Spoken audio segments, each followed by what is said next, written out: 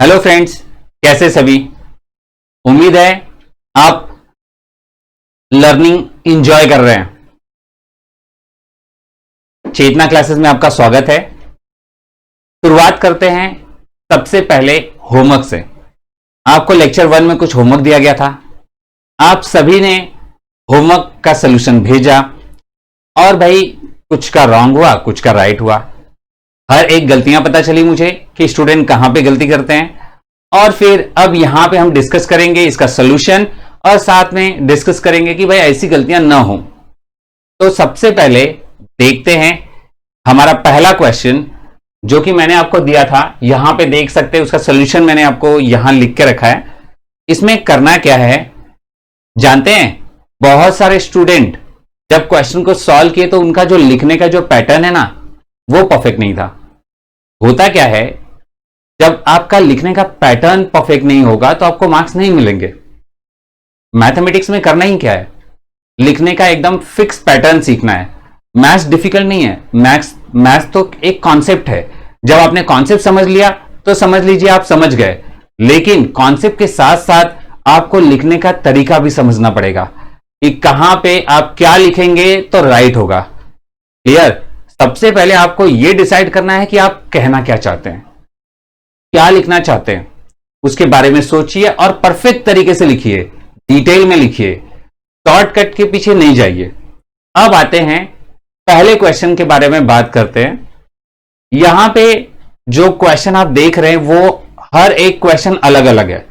कल हम लोगों ने जो क्वेश्चन सॉल्व किया था उसमें आपको करेक्ट ऑप्शन चूज करने के लिए कहा गया था, इसलिए हमने उसको एक ही में सॉल्व किया।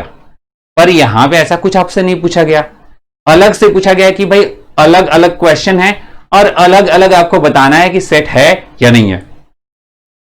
तो कई बच्चों ने तो अलग अलग बताए, कुछ बच्चों ने एक ही में बता दिया। क्लियर है। आपको करना क्या है, इस सम को सॉल्व करने के लिए पहले सम को समझ जाइए, फिर सॉल्व कीजिए और सेपरेट अलग अलग सॉल्यूशन दीजिए सबका। अब बात करता हूं कलेक्शन ऑफ प्राइम नंबर्स। ये हमारा पहला क्वेश्चन है। कल हमने डिस्कस किया था भाई, जैसे ही आप नंबर का नाम सुनेंगे आप उसे बोलेंगे भाई तेरी लाइफ तो सेट है। बराबर, प्राइम नंबर्स है यहां पे तो इसकी लाइफ तो सेट है, इट इज अ सेट। लिखेंगे कि भाई ये सेट है, ये जो कलेक्शन है ये सेट है। कलेक्शन ऑफ इजी सब टॉपिक्स। कुछ बच्चों का पूछना था कि सर ये सब टॉपिक क्या होता है। देखिए आप सेट्स ये चैप्टर पढ़ रहे हैं, सेट्स चैप्टर में आप देखेंगे कि चैप्टर को कई प्रैक्टिस सेट एक्सरसाइजेज में बांट दिया गया है। पहला एक्सरसाइज, दूसरा एक्सरसाइज, तीसरा एक्सरसाइज, ऐसे अलग अलग एक्सरसाइजेज हैं। बराबर ना। तो यानी वो जो छोटे छोटे एक्सरसाइजेज आप देख रहे हैं वो उसके सब टॉपिक्स है। क्लियर है। एक फुल टॉपिक का एक छोटा पार्ट। तो ऐसे ही इजी सब टॉपिक्स की बात हो रही है। यहां पे जो वर्ड इजी आप देख रहे हैं, ये इजी वर्ड जो है ना इसे सेट होने से रोक रहा है। क्यों? क्योंकि अब यहां पे हम क्वालिटी की बात कर रहे हैं। ये इजी जो है रिलेटिव टर्म हो गया, रिलेटिव टर्म। तो भाई इजी सब टॉपिक्स ये जो है सेट नहीं है। आप लिखेंगे it is not a set. क्यों नहीं है भाई set? Because the elements of this set are, this collection are not well defined. यहां पे दिस कलेक्शन लिखना है क्योंकि ये आपका जो क्वेश्चन है ये एक कलेक्शन है और ये वेल डिफाइंड नहीं है ना। इसके जो एलिमेंट्स हैं वो अच्छे से डिफाइन किए हुए नहीं है। प्रॉपर आपको पता नहीं चल पा रहा है कि कौन सा एक्सरसाइज, कौन सा सब टॉपिक इजी है, कौन सा डिफिकल्ट। हो सकता है कि एक सब टॉपिक आपको इजी लग रहा हो, किसी और को डिफिकल्ट लग रहा हो। तो ये रिलेटिव टर्म है, पर्सन टू पर्सन बदलते रहता है। जो चीजें पर्सन टू पर्सन बदल जाती हैं वो क्वालिटी काउंट होते हैं, क्वांटिटी नहीं। अब स्टार्ट करता हूं कलेक्शन ऑफ गुड टीचर्स। अब यहां पे खाली टीचर्स की बात होती ना तब तो भाई ये सेट हो जाता, लेकिन यहां पे गुड की बात हो रही है। अच्छे टीचर कौन से हैं? हो सकता है एक टीचर आपको अच्छा लगता हो और वही टीचर किसी दूसरे स्टूडेंट को अच्छा नहीं लगता हो। तो ये डिसाइड करना तो बहुत मुश्किल है कि कौन सा अच्छा टीचर है और कौन सा नहीं है। It's a relative term. बराबर, यहां पे क्वालिटी की बात की जा रही है, क्वांटिटी की बात नहीं की जा रही। तो it is not a set. यहां पे भी आप वही लिखेंगे क्या लिखेंगे? It is not a set because this collection, ये जो कलेक्शन टीचर्स का जो कलेक्शन है वो क्या है, इसके जो एलिमेंट्स हैं वो वेल डिफाइंड नहीं है, because the elements of this collection are not well defined. तो इस तरीके से डिटेल में आपको आंसर लिखना है। जब आप आंसर डिटेल में लिखेंगे तो समझ जाइए आपका सोल्यूशन राइट है। अब हम नेक्स्ट वाले क्वेश्चन के बारे में बात करते हैं। द कलेक्शन ऑफ गर्ल्स, यहां पे खाली गर्ल्स की बातें किया गया, गर्ल्स के क्वालिटीज के बारे में नहीं, बराबर। तो इट इज अ सेट, ये भाई आपका सेट हो गया। Next, collection of odd natural number. अब यहां पे आप देख रहे हैं ऑड की बात हो रही है। ऑड नंबर, कोई भी नंबर हो, हमने सीखा है कि कोई भी नंबर रहेगा तो वो सेट होगा, समझ आ गया। तो ये जो कलेक्शन है वो सेट है। आप लिख सकते हैं इट इज अ सेट। पता है आप इसकी जगह कुछ स्टूडेंट ने इस तरीके से भी लिखा था, क्या लिखा था? This collection is a set. Clear? वो भी सबसे परफेक्ट आंसर है, this collection is a set. तो अब चलते हैं अगला वाला क्वेश्चन देखते हैं, क्वेश्चन नंबर 2 होमवर्क का। इस क्वेश्चन में देखिए कौन कौन सा सेट है और कौन कौन सा नहीं है। Question number 2, collection of reach people. पहले एक वर्ड आपने देखा रीच पीपल, यहां पे रीच वर्ड देख के ही आपको पता चल गया कि भाई ये तो कलेक्शन नहीं होगा, क्योंकि कौन कौन रीच है और कौन कौन नहीं है वो तो आपको पता नहीं है, बराबर। किस लेवल तक रीच की बात की गई है ये भी नहीं पता। क्वालिटी की बात हो रही है यहां पे, क्वांटिटी की नहीं हो रही। तो it is not a set, क्योंकि इसके जो एलिमेंट्स हैं वेल डिफाइंड नहीं है। नेक्स्ट वाला देखिए, कलेक्शन ऑफ नेचुरल नंबर। अब भाई नेचुरल नंबर की बात हो रही है, नेचुरल नंबर की। हमने देखा कि नंबर्स तो भाई सेट्स चैप्टर के राजा हैं, है ना, किंग है, इसलिए इनको तो सेट होना ही है। Collection of most talented persons. अब यहां बात हो रही है मोस्ट टैलेंटेड। ये देखिए मोस्ट टैलेंटेड, ये जब वर्ड आप देखेंगे ना मोस्ट टैलेंटेड, तो आपके दिमाग में आ जाना चाहिए कि भाई ये तो सेट नहीं है, क्योंकि मोस्ट टैलेंटेड कौन है, मोस्ट टैलेंटेड ये आपको नहीं पता। तो it is not a set because the elements of this collection are not well defined. Next वाला देखिए, it is the collection of first 10 prime integers. यहां पे भी प्राइम इंटीजर्स की बात की गई, यानी नंबर्स की बात की गई, तो नंबर्स तो सेट होते ही है, तो ये सेट है। Collection of all days in a week. अब एक हफ्ते में कौन कौन से दिन होते हैं ये तो आपको पता है, वेल डिफाइंड है, तो it is a set. Collection of some months, यहां पे वर्ड एक दे दिया है सम वर्ड देख के आपको पता चल जाएगा कि भाई ये रिलेटिव कॉन्सेप्ट है, क्वालिटी की बात हो रही है, इसलिए सेट नहीं है, क्योंकि वेल डिफाइंड नहीं है। कौन से महीने की बात कर रहे हैं यहां पे कुछ मालूम नहीं हो रहा है। ऑल मंथ्स कहा होता तो आप बता देते कि कौन सा है। सम मंथ्स कौन से मंथ की बात करने वाले हैं, श्योर नहीं है, नॉट वेल डिफाइंड हो गया। Collection of all book in your school library, ठीक है, यहां पे बुक्स होना चाहिए, all books in your school library. तो ये तो है सेट, क्योंकि स्कूल की लाइब्रेरी में जो भी बुक्स है वो आप काउंट कर सकते हैं और कितना है आप पता लगा सकते हैं, तो इट इज अ सेट। अब इसके बाद का क्वेश्चन करते हैं। अब लास्ट के 3 क्वेश्चन और बचे, देखिए क्या है। कलेक्शन ऑफ स्मार्ट बॉयज, यहां पे आपने देखा स्मार्ट लिखा हुआ है, स्मार्ट बॉयज देख के आपको पता चल गया कि भाई ये क्या है, सेट नहीं है, क्योंकि स्मार्ट की बात की जा रही है, कौन स्मार्ट है कौन नहीं है नहीं पता आपको, क्वालिटी की बात हो रही है। It is not a set because elements, वही लाइन लिखना है जो आपको मैंने बताया। कलेक्शन ऑफ मल्टीपल्स ऑफ 7, यहां पे वापस से नंबर की बात आ गई, और जैसा कि आपने सीखा कि नंबर्स तो भाई किंग है, इसका जो भी रहेगा, जो भी क्वेश्चन रहेगा वो हमेशा सेट होगा, it is a set. The collection of students in your class, आपके क्लास में स्टूडेंट्स की बात की जा रही है, who got a lot of marks.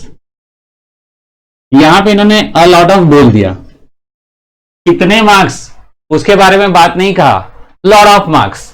अब इससे क्या पता चलने वाला, it is not well defined हो गया, क्योंकि आपको पता नहीं चल रहा है कितने मार्क्स की बात की जा रही है। क्लियर है? तो वही लिख देंगे आप कि it is not a set because the elements of this collection are not well defined, ऐसे लिख के आप छोड़ देंगे। तो भाई आप सोच रहे होंगे कि सर एक एक क्वेश्चन को जबकि आंसर सेम होने वाला है, फिर भी क्यों बता रहे हैं? मैं इसलिए बता रहा हूं क्योंकि जब आप आंसर लिखने जाते हैं तो आप सोचते भाई एक ही बार में मैं लिख दूं। ऐसा नहीं कीजिए, सेपरेट लिखिए, एकदम अच्छे से लिखिए, हर एक डिटेल। जैसे आप हिस्ट्री, ज्योग्राफी, साइंस के आंसर्स कैसे लिखते हैं बेहतरीन तरीके से, वैसे ही मैथ्स के भी आंसर स्टेप बाय स्टेप लिखिए, आपको मार्क्स जरूर मिलेगा। क्लियर है? तो भाई वीडियो पसंद आई हो तो लाइक कर दीजिए, जल्दी जल्दी लाइक कीजिए, फिर आगे बढ़ते हैं हम।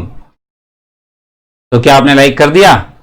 और अभी तक सब्सक्राइब नहीं किया है चैनल को तो कर लीजिए भाई। डेली पढ़ने वाले हैं हम डेली मिलेंगे। तो चलिए अब स्टार्ट करते हैं हमारा नेक्स्ट टाइप। आज का टाइप देखते हैं। अब हम सीख रहे हैं हमारा सेकंड टाइप। तो भाई सेकंड टाइप में क्या सीखना है, चलिए देखिए। Second type, method of writing set. आप सेट कैसे लिखेंगे और उसे पढ़ेंगे कैसे। सेट लिखना सीखेंगे और पढ़ना सीखेंगे। तो सबसे पहले आपको सिखा दूं लिस्टिंग मेथड। ये सबसे आसान होता है क्योंकि आपको लिस्ट बनाना होता है। जानते हैं ये भी डिफिकल्ट हो सकता है आपके लिए कभी कभी। कब? जब कोई साइंस के क्वेश्चन पूछ दिए जाए यहां पे, ठीक है, ज्योग्राफी का क्वेश्चन पूछ दिया जाए जिसका आंसर आपको नहीं पता है, तो आप लिस्ट कैसे बनाएंगे? नहीं बना पाएंगे। तो ऐसे क्वेश्चंस के सॉल्यूशन तो भाई आपको याद रखने पड़ेंगे क्योंकि वो मैथमेटिकल आइडिया नहीं है। यहां मैथमेटिकल आइडिया बस इतना ही है, आपके माइंड में इतना ही रखना है याद कि जो भी लिखना है लिस्ट बना देना है, बस। इससे ज्यादा नॉलेज यहां नहीं चाहिए। और सबसे दूसरी बड़ी बात यह है कि आप जितना भी सेट लिखेंगे उसका नाम लिखना पड़ेगा। मैंने आपको सिखाया था कि सेट का जो नाम होता है वो कैपिटल लेटर से लिखा जाता है कि नहीं? तो स्टार्ट करता हूं। पहला वाला क्वेश्चन देखिए, प्रैक्टिस सेट 1.1 का है। मैंने एक्सरसाइज 1.1 लिखा है और प्रॉब्लम सेट के लिए PS लिखता हूं ताकि आपको दोनों में डिफरेंस पता चले। क्वेश्चन नंबर 1 और 4 हम करने वाले हैं। तो पहले क्वेश्चन नंबर 1 सॉल्व करवाता हूं। यहां हमारा क्वेश्चन नंबर 1 है, लिखा है write the following sets in roster form. आपको क्या करना है? रोस्टर फॉर्म में लिखना है। एग्जाम में आपको लिस्टिंग मेथड भी लिख के आ सकता है, लिस्टिंग फॉर्म भी लिख के आ सकता है, रोस्टर मेथड या फिर रोस्टर फॉर्म, कुछ भी लिखा है, आपको समझ जाना है कि लिस्ट बनानी है। ये रोस्टर वर्ड आप हमेशा भूल जाएंगे। मैं आपको याद दिलाने के लिए एक वर्ड बताता हूं। रोस्टर मतलब होता है रजिस्टर बनाना। रजिस्टर में हम क्या करते हैं? लिस्ट मेंटेन करते हैं। तो भाई वही लिस्टिंग आप इस तरीके से याद रख सकते हैं। तो चलिए स्टार्ट करते हैं। पहला वाला question, set of even numbers. यहां दिया है सेट ऑफ इवन नंबर्स। आपको इवन नंबर्स के सेट लिखने हैं। अब ये इवन नंबर क्या होते हैं? आपको पता है इवन नंबर क्या होता है? अरे भाई जो 2 के टेबल में आता है, 2 का टेबल लिख दीजिए ना, ये हो गया आपका इवन नंबर। तो इसे कैसे सॉल्व करेंगे वो देखते हैं।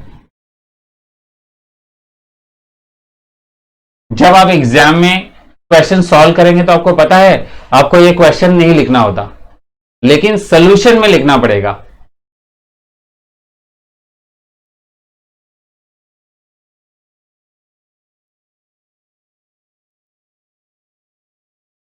क्वेश्चन आप लिख के यहां पे कोलन का साइन बनाएंगे और उसके बाद सेट का नाम लिख लीजिए, ABCD जो मर्जी में आए आपका, और इक्वल्स टू करके करली ब्रैकेट्स में इसका आंसर लिखना है आपको। करली ब्रैकेट में आंसर क्या लिखेंगे? आप इवन नंबर के बारे में सोच रहे हैं। इवन नंबर भाई आप किससे रिप्रेजेंट करते, जरा सोचिए कौन कौन से इवन नंबर है। 2 का टेबल लिख दीजिए और यहां पे डैश डैश। यहां हमने डैश डैश क्यों डाला? क्योंकि इवन नंबर्स तो बहुत सारे हैं ना, इनफाइनाइट तक है। कितना लिखेंगे आप? ज्यादा नहीं लिखे, 2-4 लिख के छोड़ दीजिए। अगला वाला क्वेश्चन देखिए, set of even prime numbers from 1 to 50। तो पहले तो भाई लिखना पड़ेगा सॉल्यूशन, ऐसा वर्ड आप लिखेंगे। इसके बाद ये पूरा लाइन लिखेंगे।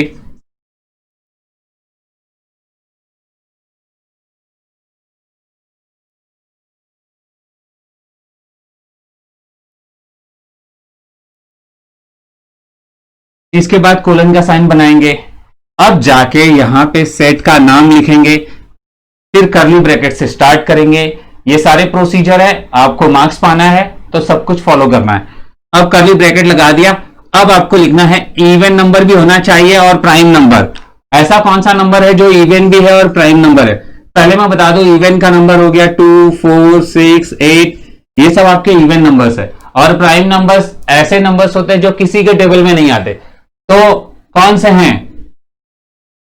2 है, 3 है, 5, 7, 11।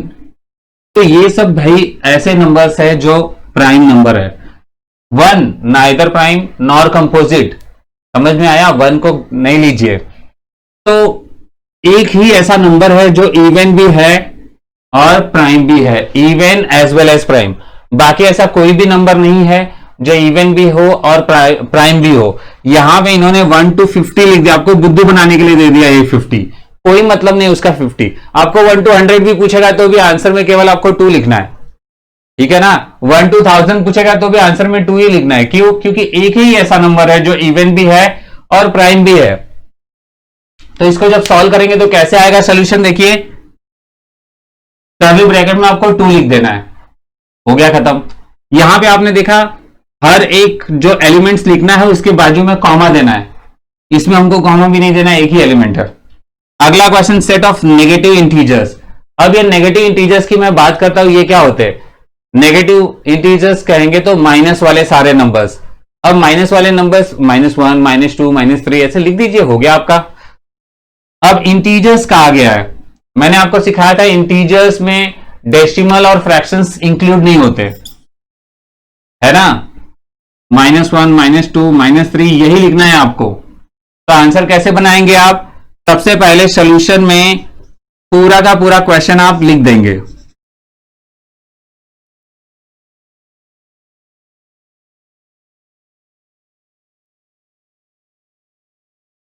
सेट ऑफ नेगेटिव इंटीजर्स, उसके बाद आप ऐसा कोलन का साइन बना लेंगे। अब भाई ये बनाने के बाद आपको क्या करना है? अब नाम लिखना है। पी लिख देता हूं, ABCD इस तरीके से लिख लेता हूं। अब नेगेटिव इंटीजर्स की बात करते हैं। नेगेटिव इंटीजर्स आपने देखा यही है, लिख दीजिए। तो इस तरीके से हो गया आपका सोल्यूशन। है बहुत आसान, बस आपको एक लिस्ट तैयार करनी है। लिस्ट आपने बनाया तो आपका सम सॉल्व हो गया, इसीलिए इसका नाम लिस्टिंग मेथड रखा गया।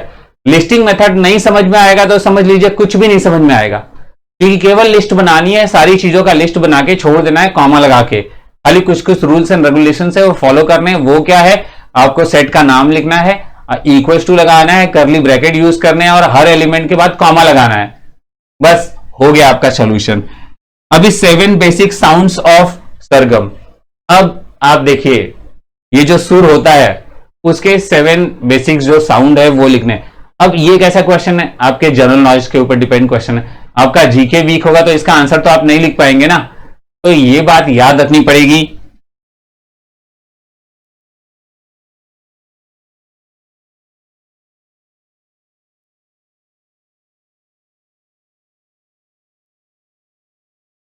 अब बोलेंगे सर ये किसको नहीं पता है? सारे गामा पा धा नी, ये तो सभी को पता है। मैं समझ सकता हूं ये सबको पता है। आगे देखिए कैसे क्वेश्चंस आते हैं, उसमें ऐसी ऐसी चीजें आएंगी जो आपको पता हो भी सकती है, नहीं भी हो सकती है। तो इसको सॉल्व करते हैं, बहुत आसान है, खाली ये आपको कॉमा लगा के लिख देना है। सबसे पहले क्वेश्चन छाप देंगे आप।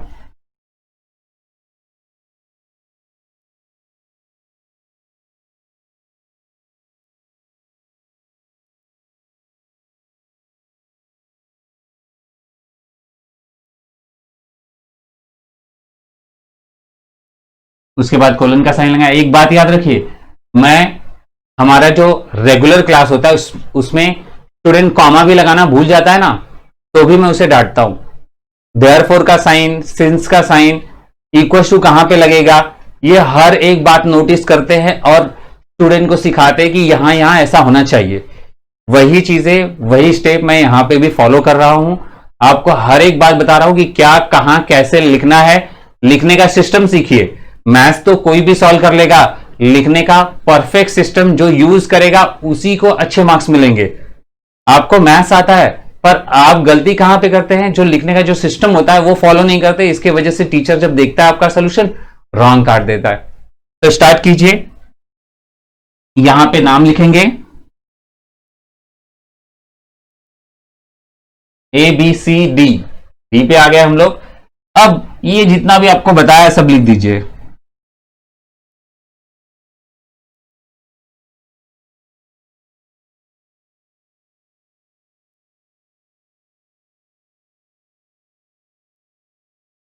सारे गामा पाधानी हो गया, 7 साउंड्स हो गए, basic sounds.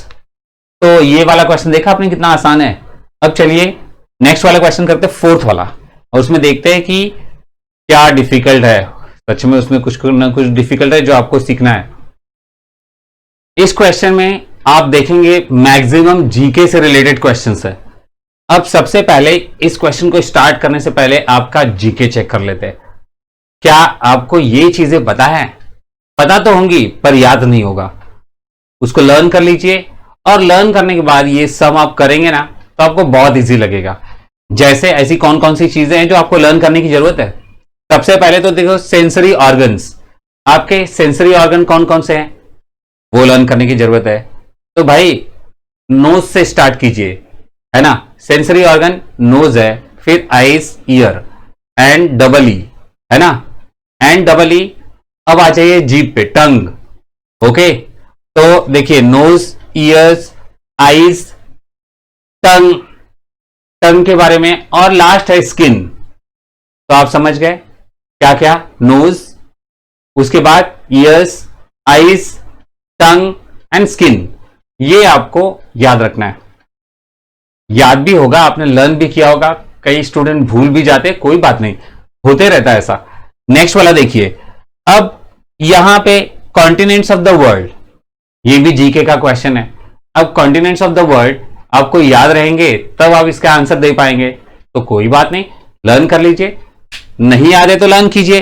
4A, 4 times A, उसके बाद ENS, ये छोटा वर्ड लर्न करके रखिए, समझ लीजिए आपका कॉन्टिनेंट्स लर्न हो गया। 4 times A।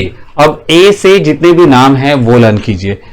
Asia, Africa, Australia, Antarctica, Europe, north America, south America. Simple है, एन और S, north America, south America, ये तो ऐसे ही याद हो गया। और यूरोप तो इजीली याद हो गया। अब बचा क्या, ये 4 लर्न करना है आपको। एशिया, आप एशिया में रहते ही है, आपको ऐसे ही पता है। अफ्रीका, बहुत नाम सुना है आपने अफ्रीका का। ऑस्ट्रेलिया, ठीक है, और अंटार्कटिका में तो भाई कोई नहीं रहता, तो ये भी आप जानते हैं, अंटार्कटिका हो गया। नेक्स्ट देखते हैं इंडियन सोलार ईयर, ये भी आपको याद रखना है। अब इंडियन सोलार ईयर तो आप अपने मम्मी पापा से या अपने दादा दादी से पूछेंगे तो वो तो फटाफट बता देंगे, लेकिन आपसे पूछूंगा तो आप नहीं बता पाएंगे क्योंकि आपने लर्न नहीं किया होगा। कोई बात नहीं, अब आपको लर्न करना पड़ेगा। सिलेबस में जो दे दिया है ना, जीके जैसा ही है ना, बस खाली लिस्ट बनाना है, और लिस्ट बनाने के लिए इसका नाम याद रखना पड़ रहा है, नहीं तो इसका नाम तो आप कभी ना याद करो, मुझे पता है। चलिए ठीक है, लर्न करना है तो भाई कर ही लेते हैं, एक एक करके समझते हैं कि नाम कौन कौन से, 12 मंथ्स कौन से होते हैं। अब आप बोलेंगे सर जैन, फेब, मार्च, ये तो मुझे फटाफट याद है, लेकिन ये वाला नहीं याद है। हाँ, ऐसा सबके साथ है। तो भाई चैत्र, पहला तो चैत्र है ना, चैत्र इजी है। फर्स्ट नाम तो लगभग में सबको याद होगा, सेकंड भी याद रहेगा। वैशाख, ठीक है, वैशाख, वैशाख। अब ज्येष्ठ, आषाढ़, श्रावण, भाद्र, भाद्र पद भी होता है लेकिन भाद्र, ठीक है, अश्विन। अब अश्विन, उसके बाद है कार्तिक, नाम लर्न करना ही पड़ेगा, बिना लर्न किए आप नहीं लिख पाएंगे इसको। और अग्र, पार्ट में याद करेंगे तो याद हो जाएगा। अग्रहायन, अग्रहायन, ओके। देन पौष, माघ, फाल्गुन, ये सारे नाम हो गए और आप लर्न कर लीजिए। एक बार लर्न कर लिया तो ये सम तो कुछ नहीं है। लिस्टिंग मतलब सबसे आसान होता है, बस उसके अंदर जो लिस्ट हमें लिखनी है ना वो पता होनी चाहिए। तो इसके ऊपर जो क्वेश्चन है ये 4th वाला क्वेश्चन है एक्सरसाइज का। शुरू करते हैं, सॉल्व कर देते हैं इस क्वेश्चन को, बहुत आसान है। तो देखिए यहां पे पहला क्वेश्चन लिखा है, all months in the Indian solar year. जैसा कि हमने मंथ अभी अभी डिस्कस किया, ये सारे मंथ के नाम आपको लिखने हैं, क्लियर है? वो भी बीच में कॉमा यूज करके और नेम देना है उसका। और इन्होंने कहा है लिस्टिंग मेथड में लिखिए। मैंने कहा था ना, कभी ये लिस्टिंग मेथड लिखेगा, कभी लिस्टिंग फॉर्म लिखेगा, कभी रोस्टर फॉर्म लिखेगा, आपको नाम याद रखना है। तो जब मुझे ये सम सॉल्व करना होगा तो मैं क्या करूंगा, पहले पूरा क्वेश्चन लिखूंगा। एग्जाम में जब आएगा आपके तो क्वेश्चन नंबर डालना है और उसके बाजू में लिखना है सॉल्यूशन, और फिर ये क्वेश्चन लिखना है, कोलन का साइन लगाना है और आंसर लिखना है। एग्जाम में जब आप सॉल्व करेंगे तो पूरा लाइन आप नहीं लिखिए, क्वेश्चन नहीं लिखेंगे, डायरेक्ट नंबर डालेंगे, सॉल्यूशन लिखेंगे और फिर शुरू हो जाएंगे, उसके अंदर ये क्वेश्चन लिखेंगे, because it's a part of solution.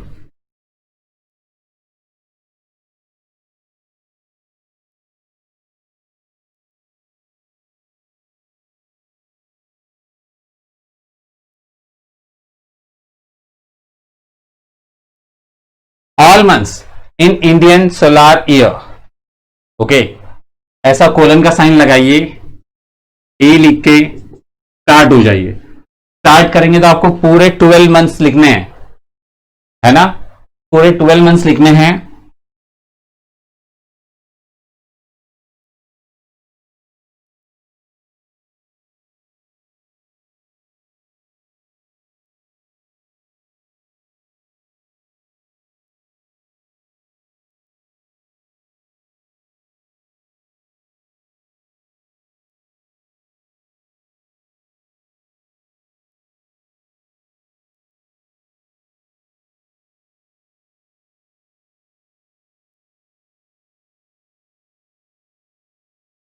यहां पे मैंने डैश डैश कर दिया, आपको डैश डैश नहीं करना है, आपको पूरा लिखना है। यहां पर देख लीजिए, मैंने पूरा लिख के दे दिया है, लाइन टू लाइन लिखते जाना है, ठीक है? अब भाई ये एक ऐसा क्वेश्चन है जिसमें दिमाग नहीं लगाना है, केवल लर्न करना है। अब ये नाम लर्न कर लेंगे तो हो गया, तो इसके बारे में क्या समझाना। आगे बढ़ते हैं। लिखने का स्टाइल मैंने बता दिया कि सारा नाम लिखना है, कॉमा लगाना है, ब्रैकेट लगाने हैं, सब कुछ आप सीख चुके हैं। अगले क्वेश्चन में चलते हैं। नेक्स्ट क्वेश्चन यहां पे देखिए, लेटर्स इन द वर्ड। अब यहां पे ये एक वर्ड दिया है, ठीक है, कॉम्प्लीमेंट। इसके अंदर के जो लेटर्स है वो लिखने हैं। आपको पता है जब ये लिखेंगे ना आप, जो लेटर रिपीट होगा उसको नहीं लिखना है, आपको एक ही बार लिखना है, वन टाइम लिखना, मतलब रिपीट नहीं करना है उसे।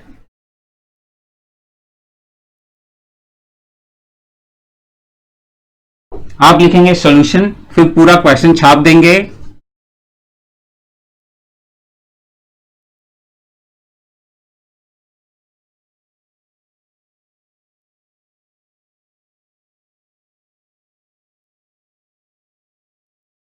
और फिर नाम लिख दीजिए बी, कर्ली ब्रैकेट में लिखना स्टार्ट कीजिए, लेटर्स लिखना स्टार्ट कीजिए। सबसे पहले सी, उसके बाद ओ, एम, पी, एल, यहां पे एम देखिए रिपीट हो गया, भूल जाइए। यहां ई, एन और टी। कहने का मतलब आपने समझा, जो रिपीटिशन होता है उसे हम नहीं लिखते, बस यही सीखना है इसमें, इससे ज्यादा कुछ सीखने के लिए नहीं है। नेक्स्ट वाला देखिए, set of human sensory organs. अब ह्यूमन सेंसरी ऑर्गन्स लिखने हैं, आप लिखेंगे सॉल्यूशन, फिर पूरा क्वेश्चन छाप देंगे,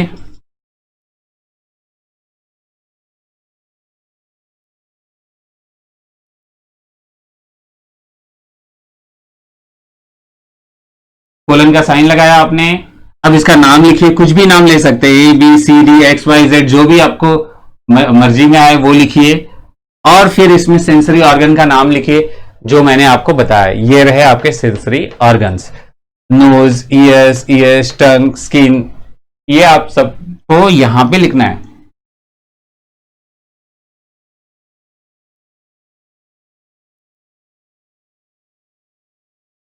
मैंने यहां पे डैश डैश कर दिया है, नाम आप यहां से देख के लिख लीजिए, यही सारे नाम लिखने हैं एकदम एज इट इज। अब नेक्स्ट वाले देखते हैं। नेक्स्ट हमारा जो क्वेश्चन है, set of prime numbers from 1 to 20। इन्होंने आपसे पूछा प्राइम नंबर्स, कहां से कहां तक, 1 से लेके 20 तक।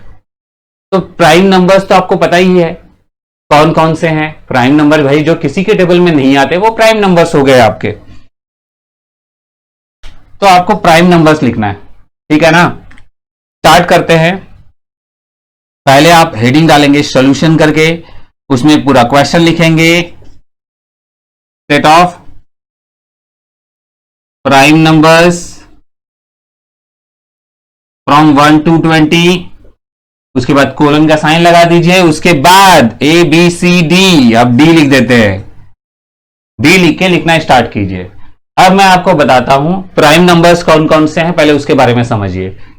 1 is neither prime nor composite, 1 को तो आपको कहीं नहीं लेना है।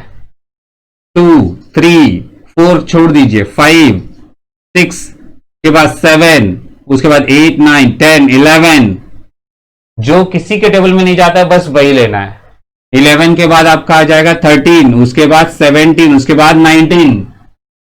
आपने कहां तक देखा, 20 तक देखा, बस 20 तक ही लिखना है।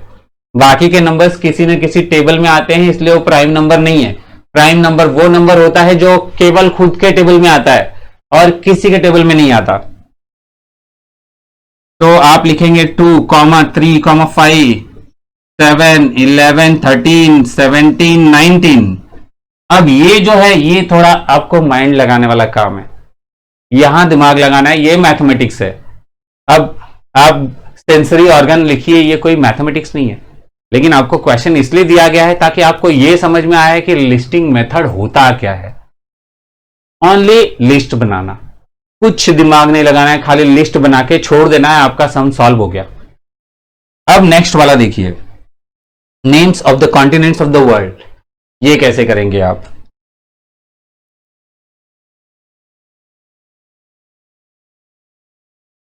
Solution names of continents of the world, इस तरह आपको लिख देना है। कोलन का साइन लगाने के बाद ई के बाद एफ लिख दीजिए, इक्वल्स टू कर्ली ब्रैकेट्स में अब आपको आंसर लिखना स्टार्ट करना है। यहां पे हमने जो डिस्कस किया था वो सारा नाम लिखना है आपको, क्लियर। एशिया लिखेंगे आप, उसके बाद अफ्रीका लिखेंगे, वैसे ही बाकी के सारे नाम लिख दीजिए और फाइनली लास्ट में कर्ली ब्रैकेट लगा दीजिए। अब डैश डैश बिल्कुल नहीं कीजिएगा, आपको यहां नाम मैंने इसीलिए लिख के दिया है ताकि मेरा टाइम बच सके और आप जल्दी से समझ सके, क्योंकि हम यहां पे मैथमेटिक्स सीख रहे हैं, जनरल नॉलेज नहीं सीख रहे। क्लियर है, मैथ्स में कॉन्सेप्ट क्या है वो समझना आपको जरूरी है। तो इस तरीके से ये वाला क्वेश्चन आपने सीख लिया।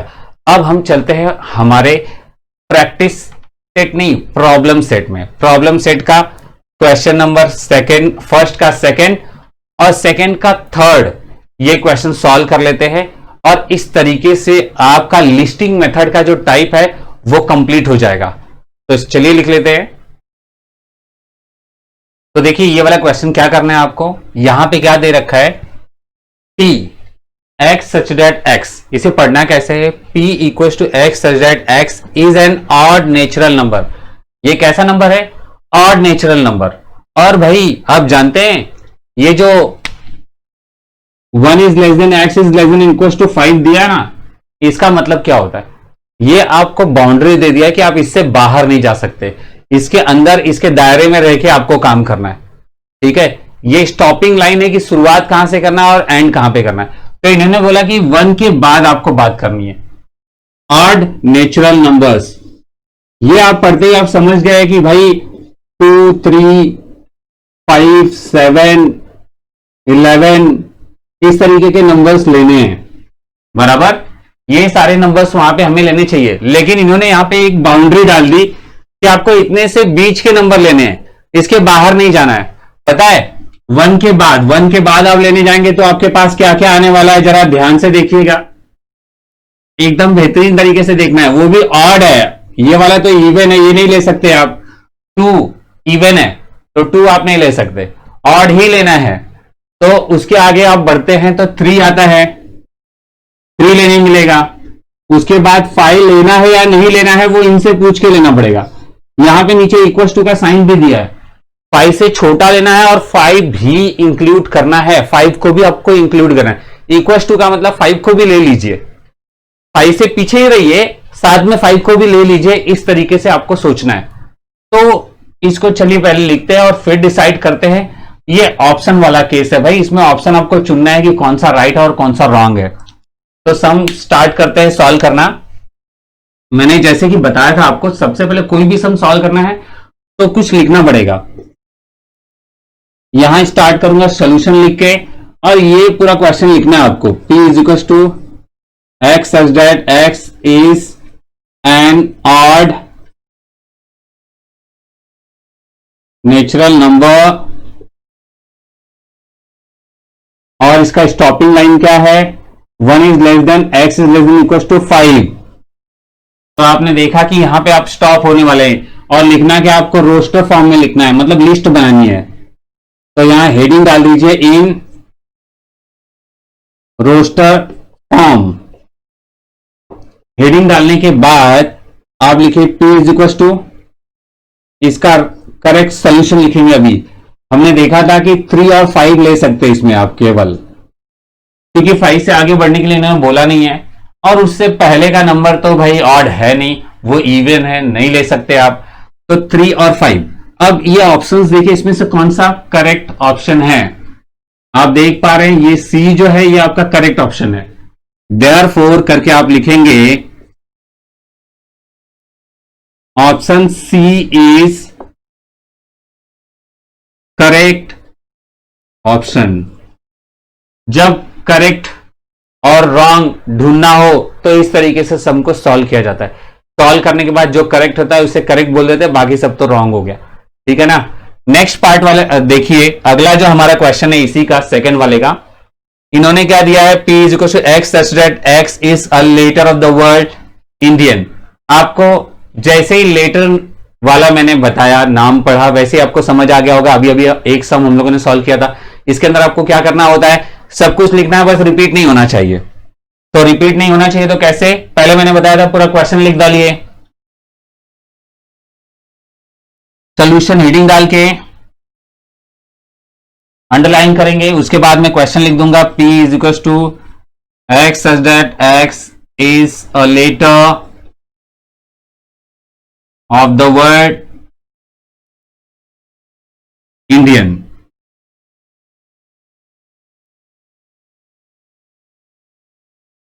हो गया, इस तरीके से आपने लिख दिया। अब इसको इन्होंने बोला है कि भाई लिस्टिंग फॉर्म में लिखिए, इन लिस्टिंग फॉर्म, ऐसा हेडिंग बना दीजिए, इन लिस्टिंग फॉर्म, कोलन का साइन लगा दीजिए। उसके बाद आ जाइए P इज इक्वल टू, अब हम क्या करेंगे, इसे लिखना स्टार्ट करेंगे। इसमें कैसा होगा, एक तो पहले आपको आई लिखना है, फिर ये दूसरा आई रिपीट है उसको छोड़ देंगे, एन लिखना है आपको, कॉमा लगा के एन लिख दीजिए। दूसरा भी एन है उसको गायब कर दीजिए, डी लिखना है। उसके बाद आप ए लिखेंगे। और कोई है क्या लिखने के लिए, बिल्कुल नहीं, क्योंकि आई 2 बार रिपीट हुआ है और एन 2 बार रिपीट हुआ है, बाकी सब एक एक बार है, जो एक बार है वो आपको लिखना ही पड़ेगा। तो यहां पे हमने लिख दिया। अब इसको मैच करके देखते हैं कि हमारे कौन से ऑप्शन से ये मैच होता है। फर्स्ट वाले से मैच हुआ क्या, नहीं, यहां पे इंडा आ गया, देखिए इंडा ये है बी, बराबर ना, तो ये आपका करेक्ट ऑप्शन है। देयरफॉर करके लिख दीजिए option B is correct alternative.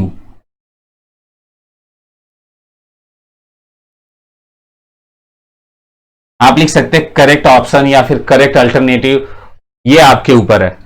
तो इस तरीके से आपने सीखा कि ये जो लिस्टिंग फॉर्म होता है या रोस्टर फॉर्म होता है उसे हम कैसे सॉल्व करते हैं।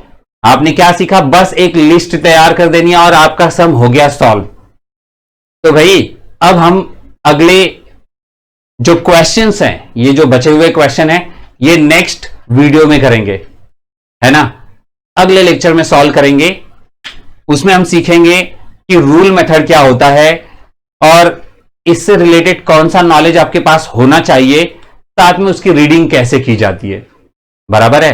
और एक और बात बता दूं, आज का जो आपको होमवर्क मिलने वाला है वो थोड़ा आपको डिफिकल्ट लगेगा, पर घबराइए नहीं। आप मुझसे व्हाट्सएप पे भी पूछ सकते हैं उसका सॉल्यूशन, कहीं पे आप अटक जाते हैं तो, या फिर कल के लेक्चर स्टार्ट होते ही उसके सॉल्यूशन के बारे में हम लोग डिस्कस करेंगे और फिर आगे बढ़ेंगे बिल्कुल आज की तरह। तो भाई कहीं पे भी डाउट होता है तो व्हाट्सएप कर लीजिए, आपके डाउट्स क्लियर कर देंगे। क्लियर है? और दूसरी बात, वीडियो को जल्दी से फटाफट लाइक कर दीजिए और नीचे कमेंट कीजिए। आप कमेंट करते हैं तो मुझे बहुत अच्छा लगता है, इसलिए प्लीज कमेंट कीजिए और वीडियो को लाइक कीजिए, सब्सक्राइब कीजिए और भाई अपने कुछ फ्रेंड्स को भी बुलाइए, और जितने ज्यादा लोग होंगे उतना मोटिवेशन बढ़ेगा और अच्छे से अच्छा कंटेंट आपके लिए मैं लेकर आऊंगा। बाकी सब्जेक्ट दूसरे अदर हमारे जो टीचर्स है वो भी स्टार्ट करना चाहते हैं, पर जब स्टूडेंट का स्ट्रेंथ बढ़ेगा, आप ज्यादा लोग आने लग जाएंगे, तो भाई दूसरे सब्जेक्ट भी हम स्टार्ट कर देंगे आपके लिए। अब मिलते हैं अगले वीडियो में, तब तक के लिए बाय बाय।